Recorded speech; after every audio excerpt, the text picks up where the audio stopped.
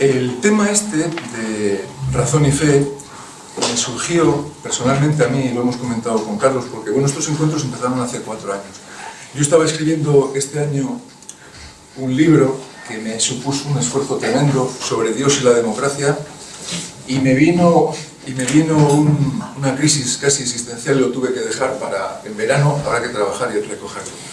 Y entonces, hablando con Carlos y con algún compañero, creo que razón y fe viene muy bien, sobre todo porque en los tiempos actuales, con, por ejemplo, la educación, lo que ha pasado a partir del PP de Ver, que ahora está en París disfrutando de amplios apartamentos, próspera al Estado español, pues hizo unas cosas que a mí no me gustó nada, ¿no? En concreto, la devaluación de la materia de valores, que supone que en mi instituto, de la institución pública, unos alumnos se vienen a valores conmigo, ahí tenemos musulmanes, ahí tenemos, bueno, de toda condición, ¿no? Hasta hay cristianos, evidentemente. Y luego hay otros que se nos van a religión católica, y en breve, en Extremadura ya se ha dado el parabién, pues a islámica. Esto vendrá ahora, ¿no? Creo que en España hay que diferenciar ya de una vez por todas una cosa que yo, hablando con cristianos, es muy inteligible. Es decir, una cosa es una cosa y otra es el César y otra cosa es lo otro, ¿no? Entonces me parece penoso, ¿no?, que los alumnos en la ESO no tengan valores, ética. Yo le llamaría ética o filosofía moral y reflexión ética, o como se quiera, ¿no? El caso es ir al grano. Y entonces eso me solivianta como profesor. Como profesor me pone bastante fatal. En ese caso, también no les paraba poco el PP, que también quitó la filosofía, ahora parece que en historia la filosofía en segundo. Y yo veo profesores muy cómodos, lo llevan bien, a mí no me gusta, porque yo sé que cuando damos una filosofía basada en la verdad, en la búsqueda de la verdad, sea esa la que sea, el alumno, pese a las contradicciones, se va aclarando. Ahora, cuando todo es ideologías o no sé qué rollos, que se confunde todo, hay un problema. Yo abogo porque las iglesias que están vacías, yo paso por ahí por la de mi barrio y por muchas, tengan allí su catequesis. He escrito varios artículos al periódico, están ahí en el Diario de León, y tengo bastante sobre eso, como algún compañero de aquí, en YouTube y en otros medios. Entonces eso a mí me preocupa, ¿no? El caso es que de momento han pasado por ahí, pues durante mucho tiempo, los partidos de UCD, PP, PSOE, y tampoco tienen bemoles, o no tienen arranque para hacer lo que hay que hacer. Bien, razón y fe. El particular que nos congrega, antes ya de empezar con mis compañeros, que me he buscado pues unos, no digo los mejores porque eso me parece ridículo, hay mucha gente buenísima, pero sí digo gente que, vamos, que sé que me resuelve perfectamente, pues que nos resuelve bastante bien la papeleta, ¿no? Uno es don Fernando Montes Pazos, es doctor en filología, hizo la tesis sobre Nietzsche y Emerson y Thoreau, y bueno, yo hasta la he leído en diagonal y está muy bien, ¿eh? Está muy bien, francamente está muy bien. Y no solo en diagonal, y aparte de que es escritor y tiene una obra que ya quisiera muchos que están en la televisión haciendo esas cosillas. A mi lado tengo a Jorge Álvarez, José Luis, ¿no?, de Ubieu, pertenece a la Orden Dominicana y de Domingo Guzmán, que muchas veces no sabe nadie, la Plaza Domingo Guzmán. Plaza de Santo Domingo. No lo sabe. No había problema. Aquí, claro. Y bueno, pues es filósofo, teólogo, y yo le he visto, creo que Carlos también comentamos, le pregunté a un amigo mío, muy amigo, me dijo, pues Jorge es un buen hombre, ¿no? Y tiene ahí he visto tu obra, él se dedica al estudio de la secularización, de la fe en el mundo actual. Es decir, yo lo que me dio buen rollo fue que Jorge le veo que está con los tiempos, ¿no? Pese a que en el debate estaremos en las antípodas totalmente, o no, ojalá sí, ojalá no. Y bueno, y finalmente, pues Carlos Madrid, que tiene bastante obra para ser tan jovencito. Esta gente es muy productiva y pues se dedica mucho a filosofía de la ciencia, matemáticas y sobre todo yo creo que su gran pasión es la filosofía y toca a todos los palos, ¿eh? Y además como es tan joven pues es también muy prometedor, así que nada. Decías, Fernando, decir algo de mí, pero vamos, yo creo que ya está todo dicho. Un tío majo y... Pues ya está. Quedan 5 minutos, pero yo creo que incluso se podría en breve pasar la palabra, o sea, que tampoco hay, porque el caso es que Carlos nos explica ahora el tema, ¿no? Ya has hecho una presentación de por dónde van los tiros. Pues Carlos, venga. ¿Por qué Dios no existe? ¿Por qué Dios no existe? Pues servativo contra la religión. Este es el título de la intervención que me pidió que hiciera aquí Miguel Ángel y este fue el título que yo al final le acabé dando, ¿no? Tengo que comenzar explicando el título, que puede sonar muy polémico, pero es un guiño a la contra, a una famosa obra del siglo XIX de Fray Rafael de Vélez, un capuchino que escribió en el siglo XIX, pues servativo contra la irreligión. Y yo lo que voy a intentar aquí ofrecerles es lo contrario, un preservativo, un profiláctico contra las religiones. Bien, el tema que aquí nos congrega, de una forma así más amplia, es, en mi caso, tal y como queda ajustado, sería el tema de la razón y Dios. Y lo primero que uno tiene que hacer es una advertencia, ¿no? Un aviso a navegantes, que tiene que ver con que el análisis del tema se puede realizar desde dos perspectivas muy generales y muy distintas, entre las que es preciso tomar partido antes de empezar a razonar. Una primera perspectiva sería lo que podemos llamar una perspectiva idealista, que consistiría en hacer sustancia, en hipostasiar el contenido del tema, lo que sea Dios, lo que sea la razón, pensando ya de partida que existe un Dios o que hay una razón, ¿no? El idealismo se suele caracterizar en filosofía por el monismo. La otra perspectiva, que es por la que yo voy a tomar partido, es la perspectiva, desde una perspectiva dialéctica, ¿no? De tomar partido, porque hay que tomar partido y luego ver en la dialéctica qué posición es más potente, ¿no? Cuál recubre a la otra. La otra perspectiva, ya digo, es la perspectiva materialista, que se define como una visión pluralista, que lo que en principio diría es que no hay Dios y no hay razones, no hay razón, ni Dios ni razón. Lo que hay son dioses, Odín, Apis, Zeus, Alá, Yahvé, Jesucristo, y hay razones, la razón matemática, la razón económica, la razón política, la razón filosófica, etcétera, etcétera.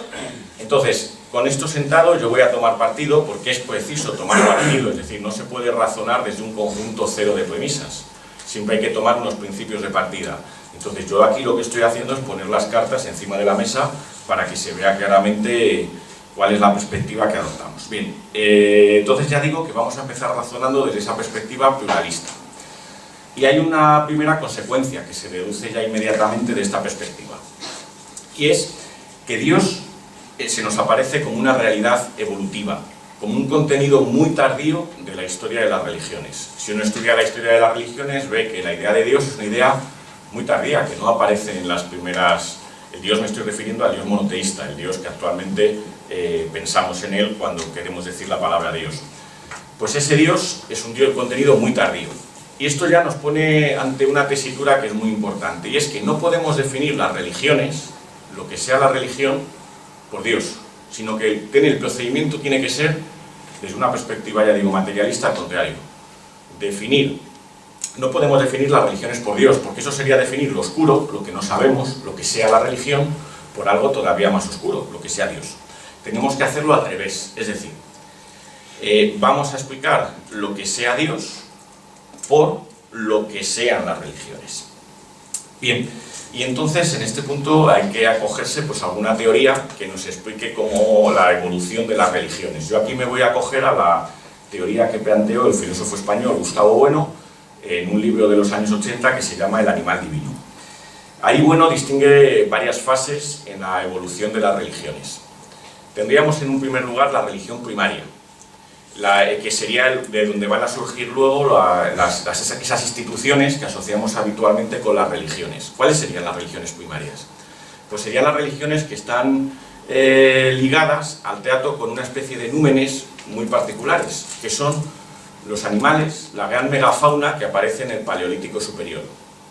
El comienzo de la religión hay que anclarlo en el final del Paleolítico, en esos animales grandes que al hombre se le aparecían como animales divinos, como serían, por ejemplo, el tigre de dientes de sable, los mamuts, etcétera, etcétera. Unos animales que aparecen, por cierto, pintados ¿dónde? En la bóveda de las cavernas.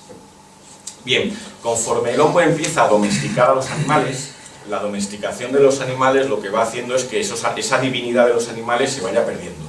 Y aparecería una segunda fase de las religiones, lo que llamamos desde el materialismo filosófico las religiones secundarias. ¿Qué sucede? Pues que esos animales que antes teníamos pintados en la bóveda de las cavernas se proyectan ¿dónde? A la bóveda celeste. Y aparecen pintados, pues, por ejemplo, los signos zodiacales, que son animales. Y aparecen también las religiones secundarias, las religiones pues, egipcias, babilónicas, etcétera, etcétera, donde nos encontramos con dioses con forma de animal. Es aquello que decía, por ejemplo, Celso en el discurso verdadero contra los cristianos, ¿no? Que entraba en un templo egipcio y lo que veía era un gato, un mono y un cocodrilo. Pero Dios, cuando nos referimos a Dios, nos estamos refiriendo no a esos dioses secundarios con forma de animal, es decir, no nos estamos refiriendo a Odín, Apis, Zeus, etcétera, etcétera, sino que nos estamos refiriendo a un Dios terciario, es decir, a esa fase, a última fase, la fase 3, en el desarrollo de las religiones, que es el que tiene que ver con las religiones que solemos llamar religiones del libro o religiones superiores. Ese Dios terciario, lo que habitualmente entendemos por la palabra Dios, es una idea que aparece con Aristóteles. Tiene precedentes, efectivamente, pues por ejemplo en el Ser de Parménides, en el Nous Anaxágoras o en el Demiurgo de Platón. Pero el fundador de la teología natural es Aristóteles. Es Aristóteles el que define a Dios pues, como acto puro, como motor inmóvil, como causa incausada, etcétera, etcétera. Y ese es el Dios, por ejemplo, de Santo Tomás. El Dios de Santo Tomás es el Dios de Aristóteles con una particularidad, que en vez de estar continuamente pensando en sí mismo, ¿no? Como el pensador de Rodin, rompe a hablar con los hombres y empieza a hablar con los hombres. Ese es el Dios de Santo Tomás. Pero también es en cierto modo el Dios del judaísmo a través de Filón, o también es el Dios del islamismo, ¿no? con Averroes. Bien, entonces, ese Dios terciario, el fundador de la idea de Dios, el creador de la idea de Dios, hay que tenerlo en cuenta, es una idea que no tiene mucho más allá de 2000 y pico años de antigüedad, es Aristóteles. Claro, lo que sucede en este momento es lo siguiente, que ante ese Dios caben dos clases de ateísmo. Uno sería el ateísmo existencial, que consistiría en lo siguiente. Es decir, bueno, la idea de Dios tiene sentido, lo que sucede es que luego uno busca un correlato de Dios en el mundo y no lo encuentra. Pero de igual manera que uno dice, yo tengo la idea del monstruo del lago Ness, luego busca el monstruo del lago Ness en el lago, se rehaga el lago y allí no aparece el monstruo. Y dice, bueno, pues ese es un ateísmo existencial. Bien, pero yo aquí no voy a defender ese tipo de ateísmo, que es el que habitualmente se suele defender. Lo que yo aquí voy a defender es lo que se llama un ateísmo esencial total. Y atención, esta es la idea clave. Que no es que Dios no exista, es que Dios no puede existir. Esta es la idea clave. ¿Por qué? Porque la idea de Dios es una idea en sí misma contradictoria, autocontradictoria, es una idea imposible, una paraidea. Lo que voy a intentar exponerles aquí es una especie de, si recuerdan, el argumento ontológico de San Anselmo decía que la esencia de Dios implica su existencia. Bien, yo lo que voy a hacer es la lectura contraria. La esencia de la idea de Dios lo que implica precisamente es su inexistencia. Es decir, que cuando alguien dice Dios, lo que está diciendo es una mera featus vocis, es una mera palabra que no tiene ningún tipo de referente. Es como si dice círculo cuadrado. ¿Existe el círculo cuadrado? No, pero no porque busquemos y no veamos ningún círculo cuadrado, sino porque los propios atributos que están contenidos en el término círculo cuadrado se contradicen unos con otros, hacen que la idea no pueda existir. Otro ejemplo de paraidea, para que ustedes vean que es lo mismo que sucede con la idea de Dios. Decaedro regular. Cuando uno dice decaedro regular, parece que está queriendo decir algo, ¿no? Un polígono que tiene los 10 lados iguales. Matemáticamente, los matemáticos demuestran que no puede existir un decaedro regular. Es imposible. No hay más que 5. O sea, un decaedro regular es imposible de construir. Entonces, ¿qué sucede? De nuevo, uno parece que al decir decaedro regular está queriendo decir algo, pero no existe un poliedro que tenga eso, 10 caras iguales. Es imposible, ¿no? Porque contradeciría las leyes de Euler. Entonces, es algo parecido a lo que va a suceder con la idea de Dios. La idea de Dios se forma por una combinación de atributos. Lo que pasa es que esa combinación de atributos es contradictoria entre sí, y eso hace que la idea salte por los aires. Veamos algún ejemplo. todos nosotros los que tenemos aquí tenemos Padre. Y entonces de repente se habla de Dios Padre, como el Padre de todos. Claro, pero la contradicción es que ese Padre de todos no tendría Padre. Ahí ya ven cómo está la contradicción. Cada uno de ustedes tiene Padre, que a su vez tenía otro Padre, pero resulta que Dios Padre, en el cual proyectamos la idea de Padre, no tendría Padre.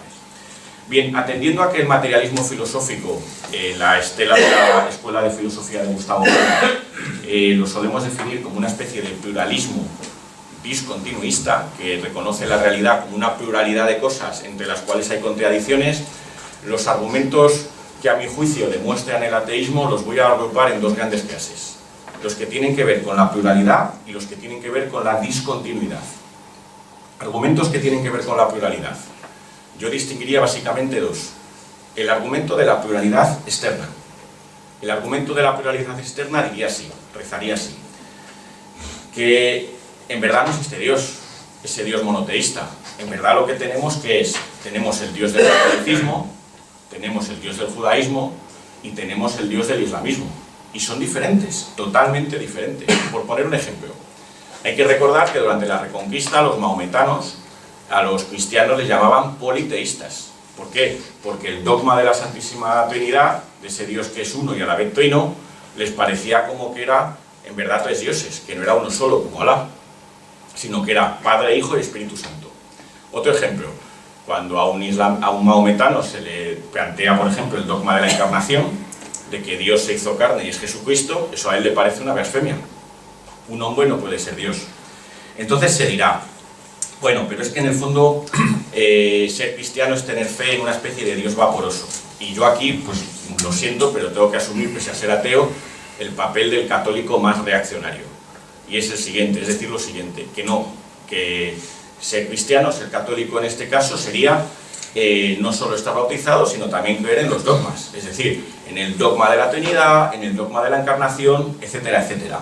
Porque si no, que lo mismo da ser católico que luterano, que calvinista, que mahometano o que mormón, daría absolutamente igual.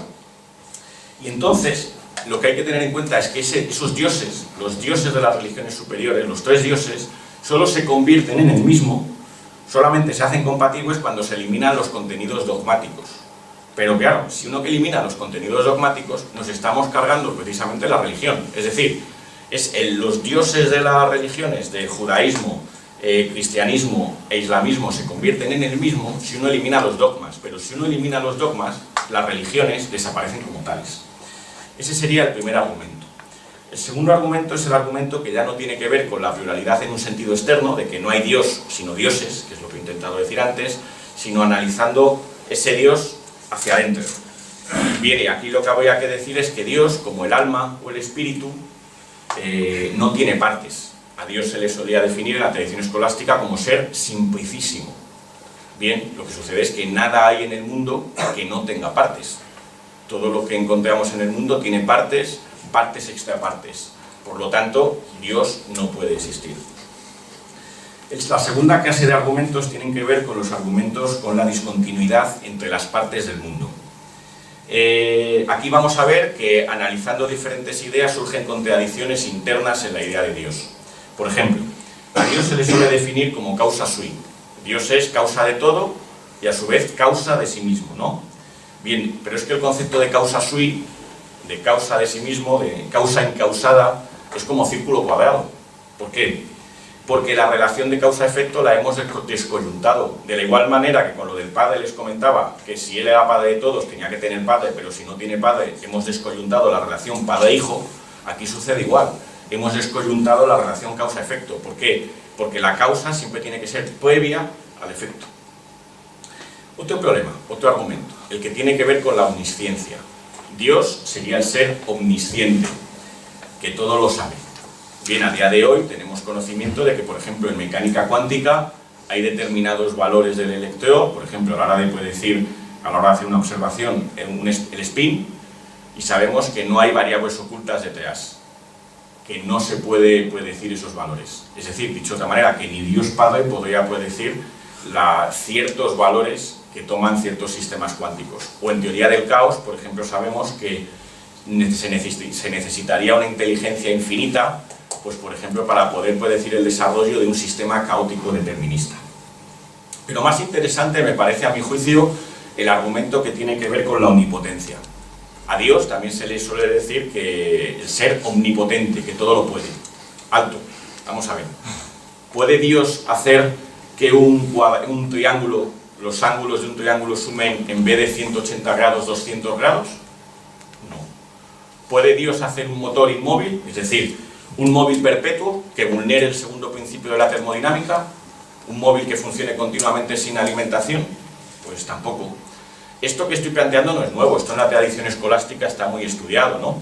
Es la discusión, por ejemplo, entre el voluntarismo franciscano y el racionalismo precisamente de los dominicos, ¿no? La gran crítica que hay aquí sería la siguiente, es decir, los universales en cierto modo estarían por encima de Dios, es decir, los franciscanos decían que bueno, Dios podía hacer cosas que al hombre nos parecen contradictorias, ¿no? Pero claro, esa posición ya nos lleva un poco en la línea del irracionalismo que luego acogerán los protestantes y que está muy ligado al islamismo, ¿no? Y aquí yo me acojo de nuevo, haciendo el papel del católico más reaccionario, a lo que el Papa Benedicto XVI dice en el discurso de Ratisbona, ¿no? Que Dios tiene que ser un ser que actúa de acuerdo a la razón. Otro argumento es el que tiene que ver con la providencia. Dios puede ver el futuro, todo lo ve. Y entonces, ¿qué sucede con la libertad humana? Si todo lo ve, ¿estaríamos predeterminados? Hay una contradicción entre la libertad humana, tal y como la experimentamos nosotros en la realidad, y que son cosas reconocidas, pues por ejemplo, qué sé yo, por Luis de Molina, ¿no? un jesuita, y ese argumento, el argumento de la providencia. Claro, en la escolástica tradicional también esta contradicción se ha reconocido y ha habido grandes polémicas en la escolástica española, todas las que tienen que ver con la ciencia media. El problema es el siguiente, que aquí lo que estamos viendo es que esas discusiones eran una forma de salvar lo insalvable, y lo que se estaba allí ventilando era el cerrojazo teológico ante esas contradicciones. Otro problema sería un problema clásico, el del mal, ¿no? Si Dios es la bondad suprema, ¿por qué existe el mal en el mundo, ¿no? O como por Dios pudo permitir, qué sé yo, en el siglo XX el Holocausto. Pero a mi juicio la principal contradicción que uno puede aquí mostrar es la siguiente, es la que tiene que ver con que un ser infinito no puede ser egoiforme. Dicho de otra manera, que con un ser infinito no se pueden tener relaciones personales. Dicho de otra manera, que con un ser infinito es imposible la religión, ¿no? Que Dios es ateo, en el fondo. Es decir, esto es como el dios de Aristóteles. El dios de Aristóteles no le preocupaba nada los seres humanos. Él estaba bastante tenía a compensarse a sí mismo. Pues esto es igual. Ese Dios que rompe a ver con el cristianismo, ¿no? El Dios de Aristóteles que de repente deja de estar pensando en sí mismo y empieza a ver con los seres humanos, pues si es infinito, es imposible tener relaciones personales con él. ¿Por qué? Porque nadie en mitad de la noche puede de repente decir acto puro mío, motor inmóvil, ayúdame. No, es por decirlo de forma castiza con Juan Valera. Juan Valera decía que el Dios de los teólogos, el Dios de los filósofos era un Dios que ni María Santísima, con ser su madre, lo reconocería. Y es efectivamente ahí pues, los problemas que hay, ¿no? Es decir, uno puede efectivamente rezar, hablar con Dios, pero si Dios como decía Schopenhauer, si uno habla con Dios es que está rezando, pero si Dios habla contigo es que tienes que ir al psicólogo, ¿no? Diríamos ahora, ¿no?